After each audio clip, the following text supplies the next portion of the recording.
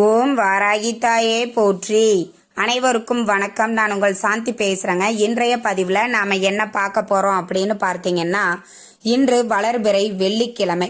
சக்தி வாய்ந்த இந்த ஒரு தீபம் ஏற்றுங்கள். மகாலட்சுமியின் அருள் நிச்சயம் கிடைக்கும். செல்வம் பெருகக்கூடிய ஒரு மந்திரத்தையும் இந்த பதிவுல நம்ம பார்க்கலாம். அதற்கு முன்னாடி நம்ம சேனலை சப்ஸ்கிரைப் பண்ணாதவங்க சப்ஸ்கிரைப் பண்ணிக்கோங்க.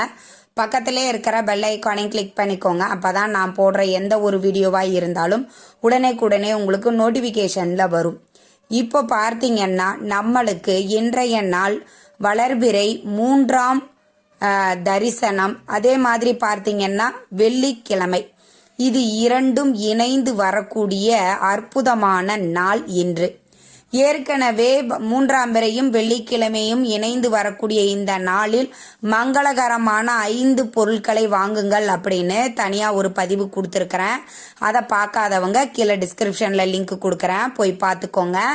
இப்போ பார்த்தீங்கன்னா இன்றைய தினம் வெள்ளிக்கிழமை மாலை 6 மணிக்கு மேலே நாம ஏற்றக்கூடிய தீபத்தை தான் பற்றி பார்க்க போறோம்.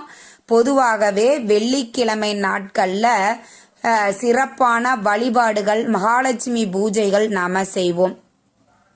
அப்படி மகாலட்சுமி பூஜைகள் செய்யும் போது மகாலட்சுமிக்கு உகந்த பிடித்த தீபத்தை ஏற்றி நாம வழிபாடு செஞ்சோம் அப்படின்னா மகாலட்சுமியின் அருள் பரிபூரணமாக கிடைக்கும்.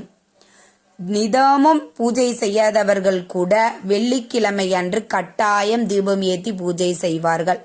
அப்படி நாம ஒவ்வொருமே பெண்கள் வெள்ளிக்கிழமை அன்று நம்ம வீடுகளில் இருக்கக்கூடிய படங்களை எல்லாம், சுவாமி படங்களை சுத்தம் பண்ணி பூக்கள், கிடைக்கிற பூக்கள் வச்சுக்கோங்க. வாசனை நிறைந்த பூக்கள் வைப்பது மிகவும் நல்லது. மகாலட்சுமி பூஜை செய்றீங்க அப்படின்னா தாமரை பூக்கள் நிச்சயம் வைங்க. உங்களுக்கு செல்வம் அதிகரிக்கும்.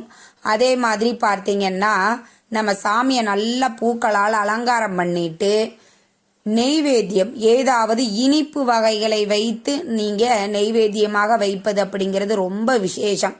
சர்க்கரை பொங்கல் அனைத்து தெய்வங்களுக்கும் நித்திய நெய்வேத்தியமாக இருப்பது சர்க்கரை பொங்கல். முடிந்தால் சர்க்கரை பொங்கல் வச்சுக்கோங்க. இல்லையா பாசிப்பருப்பு பாயாசம் வைக்கலாம். இல்லை உங்களுக்கு வேற ஏதாவது ஸ்வீட் வகை செஞ்சு வைக்கிறீங்கன்னாலும் பரவாயில்லை. ஆனால் கட்டாயம் இனிப்பு வகைகள் நெய்வேத்தியமாக வைக்கணும். வச்சுட்டு இப்போ நான் சொல்லக்கூடிய இந்த தீபத்தையும் நீங்கள் ஏற்றணும். என்ன தீபம் ஏற்றணும் அப்படின்னு பார்த்தீங்கன்னா, நீங்கள் இதை நீங்க ஏற்றக்கூடிய மகாலட்சுமி விளக்குலேயே நீங்க அந்த காமாட்சி விளக்கு அந்த மாதிரி விளக்குகள் வச்சிருப்பீங்க இல்லைங்களா, அந்த விளக்குலேயே நீங்க ஏற்றிக்கலாம். நெய் விட்டுக்கோங்க. நெய் விட்டுட்டு மாதுளம் பழ குச்சி இருக்குது இல்லைங்களா, அந்த இளம் குச்சியை எடுத்துக்கோங்க. அதை இந்த பஞ்சு திரியோட சுத்திட்டு அதில் நீங்க தீபம் ஏற்றுங்கள். இதை மாதுளம் பழத்தை மகாலட்சுமி தாயார் வாசம் செய்யக்கூடிய ஒரு அற்புதமான மரம். எல்லார் வீடுகளிலுமே கட்டாயம் இந்த மாதுளம் பழம் செடி வைக்கணும்.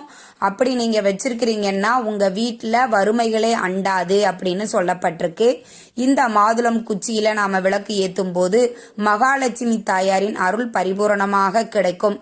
பொதுவாகவே சுமங்கலி பெண்கள் வெள்ளிக்கிழமை அன்று விரதம் இருந்து மகாலட்சுமி தாயாரை வழிபாடு செய்யும் போது அவர்களுடைய வீடுகளில் என்றென்றைக்கும் செல்வகடாச்சமாக இருக்கும் அப்படின்னு சொல்லப்பட்டிருக்கு. நீங்க விரதம் அப்படின்னோடனே அவர்கள் உடல்நிலைக்கு ஏற்றவாறு நீங்க விரதத்தை மேற்கொள்ள வேண்டும். நான் நல்ல ஆரோக்கியமா இருக்கிறேன் அப்படின்னா காலையிலேயே நீங்க குளிச்சுட்டு ஒரு தீபம் ஒன்று ஏற்றி வச்சுட்டு நீங்க உங்க விரதத்தை துவங்கி கொள்ளலாம். இல்லைங்க நாங்க மாத்திரை மருந்து எடுத்துக்கிறோம், எங்களால விரதம் இருக்க முடியாது அப்படின்னா உப்பில்லாத உணவுகளை எடுத்துக்கொள்ளலாம். பால், பழம் இது மாதிரி சாப்பிட்டும் விரதம் இருக்கலாம். இல்லைங்க என்னால் சாப்பிடாம விரதமெல்லாம் இருக்கவே முடியாது அப்படிங்கிறவங்களும் ஒன்றும் பிரச்சனை இல்லை. நீங்கள் சாப்பிட்டுட்டே மாலை 6 மணிக்கு மேலே இந்த பூஜைகள்லாம் செய்யுங்க.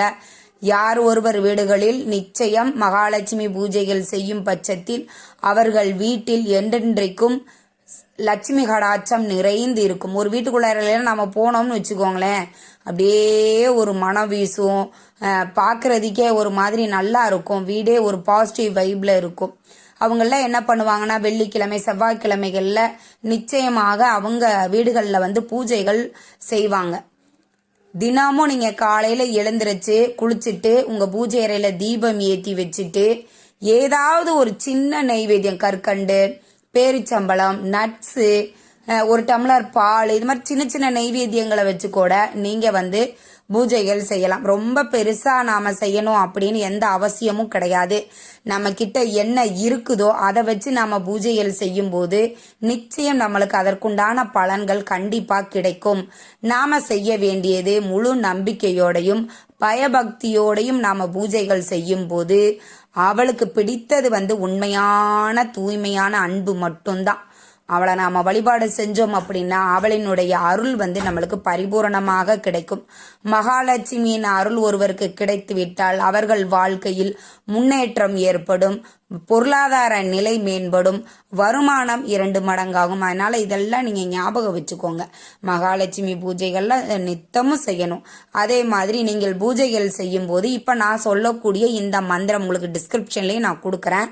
இந்த மந்திரத்தை வந்து குறைஞ்சது 27 முறை சொல்லலாம், அதிகபட்சமாக 108 முறை இந்த மந்திரத்தை சொல்லலாம்.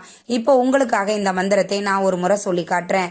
ஓம் ஸ்ரீம் க்ரீம் க்ளீம் கமலே கமலாலாய பிரசீத்த ஸ்ரீம் க்ரீம் ஸ்ரீம் ஓம் மகாலட்சுமியை நமக. இந்த மந்திரம் மிகவுமே சக்தி வாய்ந்தது. வெள்ளிக்கிழமை 27 முறை இந்த மந்திரத்தை சொல்லி மகாலட்சுமி தாயாரை வழிபாடு செய்யும் போது உங்க வீட்டுல செல்வ மழை பொழியும் அப்படின்னு சொல்லப்பட்டிருக்கு.